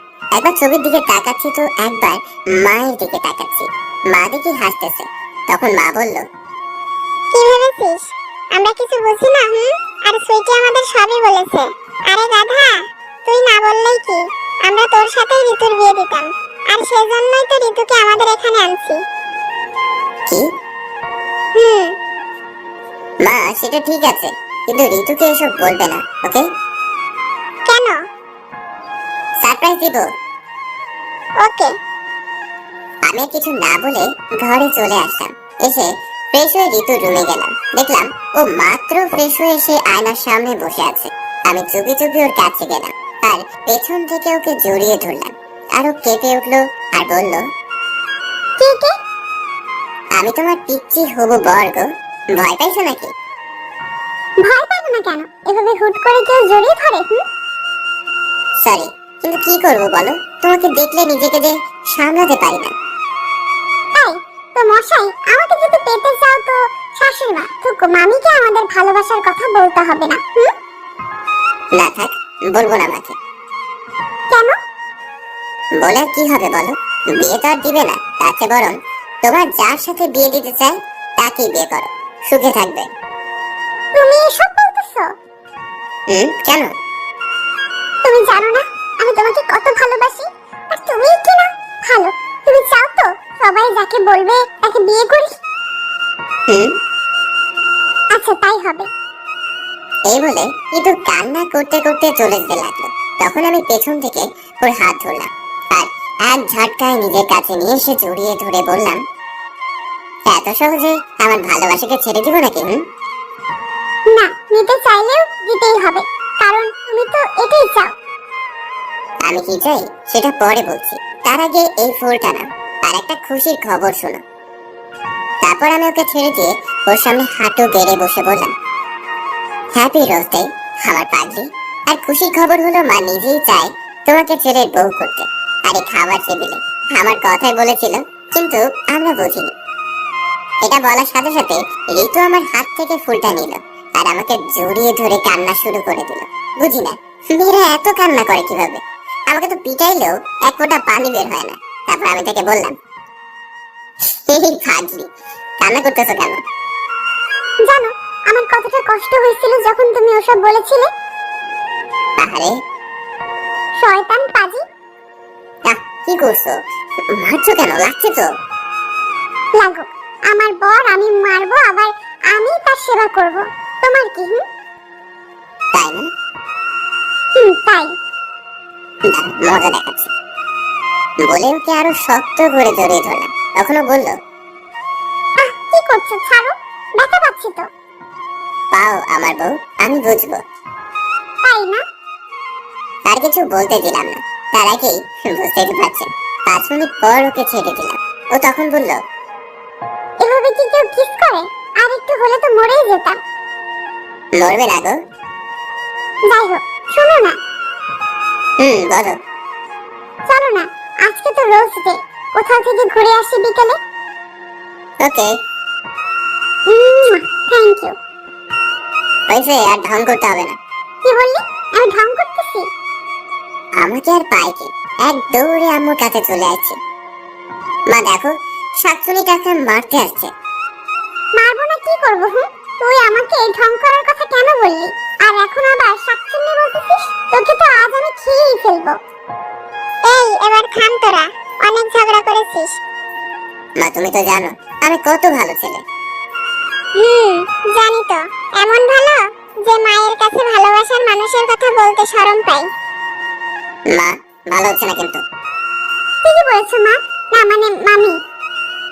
মামি বলতেছিস কেন? মাটাই তো ভালো ছিল।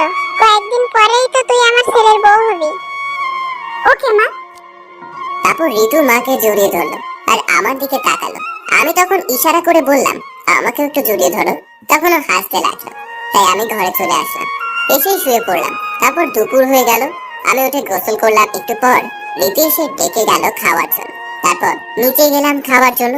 খাবার টেবিলে বসলাম আমি আর আমার সাথে ঋতু। আমার মাথায় একটা শয়তানি বুদ্ধি আসলো। আমি টেবিলের নিচ দিয়ে ঋতুর পায়ে সুড়সুড়ি দিতে লাগলাম। সে খেতে পারতেছে না, শুধু চোখ বড় বড় করে আমার দিকে তাকাচ্ছে। আমি দেখেও না দেখার ভান করে আছি। তারপর এদের ঘরে চলে আসলাম, এসে ঘুমিয়ে গেলাম। এদিকে আবিদার সাদিয়া তো সারাক্ষণ ফোনে কথা বলতে ব্যস্ত। হ্যালো জানু, শোনা বলো। কি করো বাবু? বসে আছি। তুমি কি করো? আমিও। খাইছো দুপুরে? তুমি? এলে দেখা করবে। অবশ্যই। ওকে, বিকেলে তাহলে দেখা হচ্ছে। বাই। বাই। বিকেল বেলা। এই আরাফাত, ওঠো না, বেড়াতে যাবো, চলো। বলেই ঋতুকে ধরে কাছে নিয়ে এসে শুয়ে দিলাম। এই কি করছো? ছাড়ো, কেউ এসে পড়বে তো। আসুক, তাতে আমার কি? প্লিজ ছাড়ো, বেড়াতে যাবো, চলো। আচ্ছা, ঠিক করে চল। তারপর আমরা রেডি হয়ে বাইরে এসে রিক্সা ডাক দিলাম এবং রিক্সা করে একটা পার্কে গেলাম। ওমা, গিয়ে তো আমরা অবাক যে আবিদ সাদিয়া ওরা বসে প্রেম করতেছে, আর আবিদ সাদিয়ার কোলে মাথা দিয়ে শুয়ে আছে। আমরা ওদের কাছে গেলাম আর আমি বললাম, আরে ভালোবাসা, কয়দিন হলো পরিচয়, আর এর মধ্যেই এসব? ভাই, তোরা তাড়াতাড়ি বিয়ে করে নে। আমার কথা শুনে আবিদ উঠে বসলো আর বলল, থ্যাঙ্কস দোস্ত, আজকে বাড়িতে বলবো। তা না হয় বলবি, কিন্তু সাদিয়াকে গোলাপ দিছিস?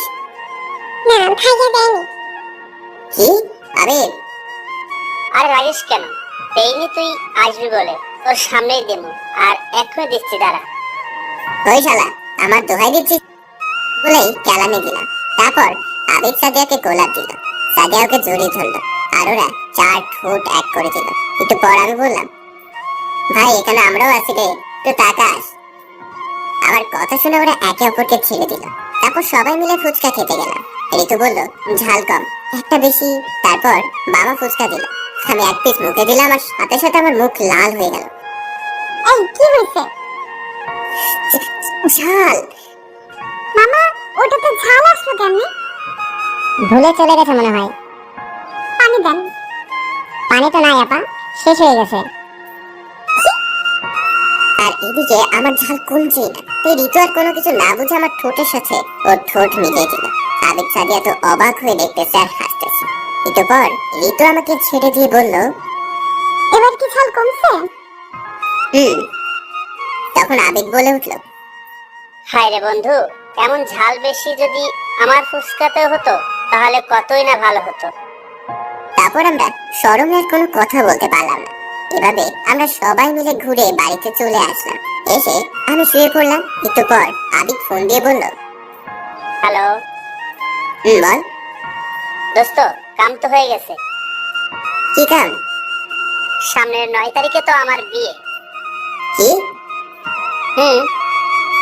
অভিনন্দন। ধন্যবাদ। বাই, পরে কথা হবে। ওকে, বাই। ঋতু ডাক দিল, তাই খাবার জন্য নিচে গেলাম। তারপর সবাই মিলে খেতে শুরু করলাম। হঠাৎ আব্বু বলে উঠল, প্রেম তো ঠিকই করিস, সেটা বলতে পারিস না? না মানে আব্বু। থাক, বাদ দে। আর শোন, আগামী 14 তারিখ তোর বিয়ে।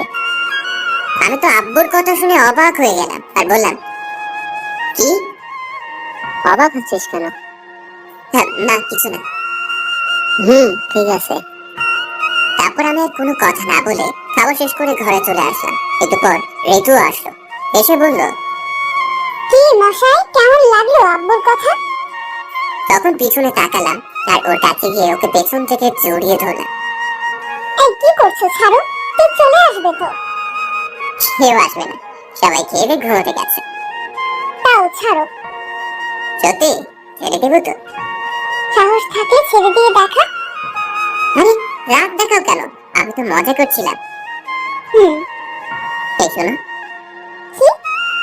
কালকে আবিদের গায়ে হলুদ, পরের দিন বিয়ে। একটু আগে ফোন করছিল। তাহলে ওদেরও একটা ব্যবস্থা হয়ে গেল। আর আমরা কেউই সিঙ্গেল থাকবো না। মশাই, এবার ছাড়েন, আপনিও ঘুমান আর আমিও ঘুমাতে যাই।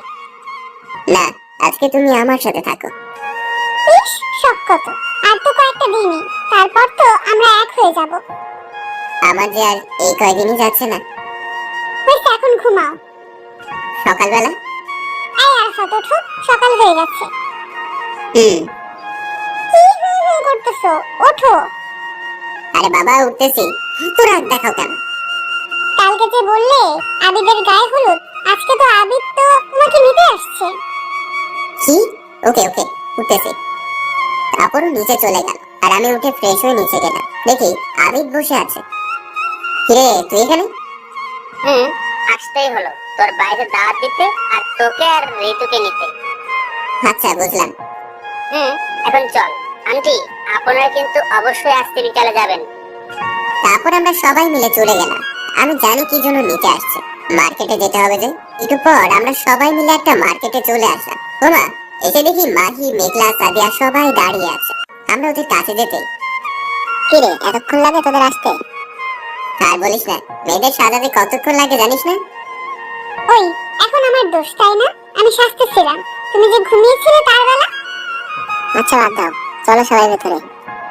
তারপর সবাই মিলে বিয়ের মার্কেট করে বাসায় চলে আসলাম, কারণ বিকেলে আবার গায়ে হলুদ। তারপর বাসা আসার সময় বলে আসলাম 14 তারিখ আমার আর ঋতুর বিয়ে। সবাই অভিনন্দন জানালো। তারপর বাসায় চলে আসলাম। বাসায় এসে গোসল করে খাওয়া দাওয়া করলাম, তারপর ঘুমিয়ে গেলাম। আসলে আমার শরীরটা খারাপ লাগতেছে, তাই আর ওর বাড়ির কোনো কাজে গেলাম না। বিকেলে তাড়াতাড়ি করে আমি আর ঋতু ওদের বাড়িতে চলে গেলাম। বাবা মা আজকে নাকি যাবে না। তারপর থেকে আমিও টুকটাক কাজ করতে লাগলাম। এভাবে সন্ধ্যা হয়ে গেল, আর তারপর থেকে গায়ে হলুদের অনুষ্ঠান শেষ হলো। রাতে আমরা আর বাড়িতে আসলাম না। পরের দিন সকালে তাড়াতাড়ি ঘুম থেকে উঠে আমরা সবাই কাজ করতে লাগলাম। তারপর দুপুর প্রায় হয়ে গেল, আমরা বর নিয়ে চলে গেলাম সাদিয়াদের বাসায়। তারপর বিয়েটা হয়ে গেল, সবাই বউ নিয়ে চলে আসলাম। রাতে আমি আর মাহি মিলে অনেকক্ষণ আবিদের সাথে মজা করে বাসর ঘরের কাছে আসলাম। এসে দেখি ভাবিরা দাঁড়িয়ে আছে।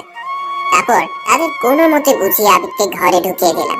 তারপর কি হলো আবিদ আর সাদিয়া জানবে, কারণ আমি তো ভিতরে যাইনি, তাই বলতে পারবো না। শুধু এতটুকু জানি ওরা সুখের সাগরে ভাসতেছে।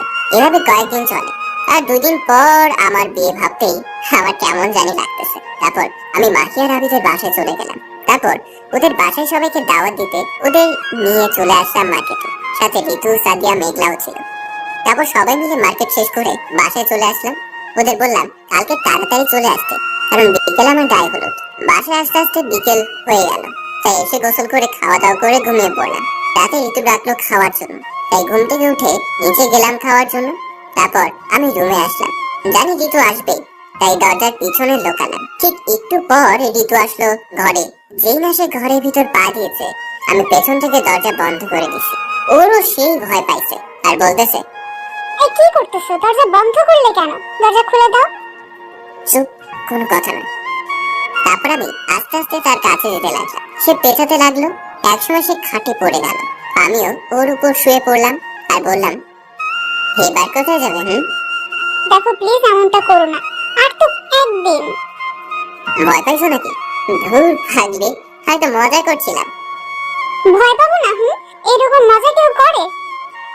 আচ্ছা সরি। তাড়াতাড়ি ঘুমিয়ে পড়ো। বলেও চলে গেল আর আমি ঘুমিয়ে পড়লাম। পরের দিন সকালে বেতে এসে আমাকে ডাক দিল। আমি ঘুম থেকে উঠে ফ্রেশ হয়ে নিচে গিয়ে দেখি বাড়িটা সুন্দর করে সাজানো হয়েছে। মাহি আর আবিদকে দেখলাম খুব কাজ করতেছে, আমার তো কোনো কাজ নাই। এভাবে সন্ধ্যা হয়ে গেল আর গায়ে হলুদের অনুষ্ঠান শুরু হলো। আমরা সবাই খুব মজা করলাম। রাতে আমি আর ঋতু, আবিদ আর সাদিয়া, মাহি আর মেঘলা সবাই মিলে খুব নাচ করলাম। আসলে এই তো আমাদের এখানে থাকছে, তো তাই এখান থেকে বিয়েটা হচ্ছে। তারপর সবাই যার যার মতো করে ঘুমিয়ে পড়লাম। পরদিন সকালে তাড়াতাড়ি ঘুম থেকে উঠলাম, কারণ আজকে আমার বিয়ে। তারপর ফ্রেশ হয়ে ঋতুর রুমে গেলাম। দেখলাম কয়েকজন মিলে ঋতুর সাথে মজা করছে। আমাকে দেখে একজন বলল, আরে দুলা ভাইজি আসেন, বউকে ছেড়ে মন ছটফট করছিল বুঝি। বাকিরাও হাসতে লাগলো। কোনো কথা বললাম না, সোজা নিচে চলে আসলাম। তারপর দুপুর হয়ে গেল, আমাদের বিয়েটাও হয়ে গেল। এখন শুধু ভাবতেছি রাত কখন হবে। তারপর রাত হয়ে গেল, কিন্তু মাহি আর আবিদ আমাকে নিয়ে ছাদে গেল। বলতেছে চল আড্ডা দেব। আমি আগেই জানতাম এরা এমনই করবে, কারণ আমিও যে ওদের সাথে এমনটা করেছি। রাত 1টা বাজবে এমন সময় আব্বু আসলো, এসে বলল, কিরে ঘরে বউ রেখে এখানে কি করিস? যা ঘরে যা। আঙ্কেল, অনেকক্ষণ থেকে আমরাও বলছি, শুনছে না। দিল একটা বাস জায়গা মতো। তারপর আমি আমার বাসর ঘরের সামনে দাঁড়িয়ে আছি। ভিতরে যেতে কেমন জানি লজ্জা করতেছে। তারপর কোথা থেকে ভাবিরা আর ওই হারামি দুইটা এসে ধাক্কা দিয়ে ঘরে ঢুকিয়ে দিল আর বলল, সাবধানে বিড়াল মারিস। তারপর আমি ভিতরে ঢুকে দরজা বন্ধ করে দিলাম। ঋতু এসে আমার পা ধরে সালাম করলো আর বলল, যাও ওযু করে আসো, 2 রাকাত নামাজ পড়বো। তারপর আমি ওযু করে আসলাম। তারপর নামাজ পড়লাম এবং ওখান থেকে ঋতুকে কোলে করে বিছানায় নিয়ে গেলাম। তারপর ওকে শুয়ে দিয়ে 4 ঠোঁট এক করে দিলাম। এবং আমি ঋতুর বুকের উপর থেকে শাড়ির আঁচল থেকে দিয়ে ওর বুকে মুখ ডুবিয়ে দিলাম। হয়েছে, অনেক করছেন, আমাদের তো শরম বলতে কিছু আছে নাকি? এইভাবেই আরাফাত আর ঋতু ভালোবাসার সাগরে ভাসতে লাগলো, কারণ তাদের ভালোবাসা আজকে পবিত্র বন্ধনে আবদ্ধ হলো।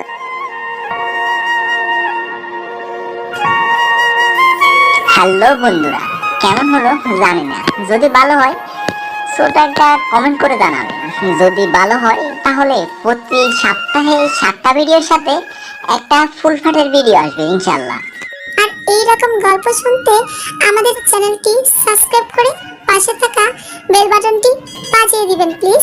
ধন্যবাদ সবাইকে, ভালো থাকবেন সবাই।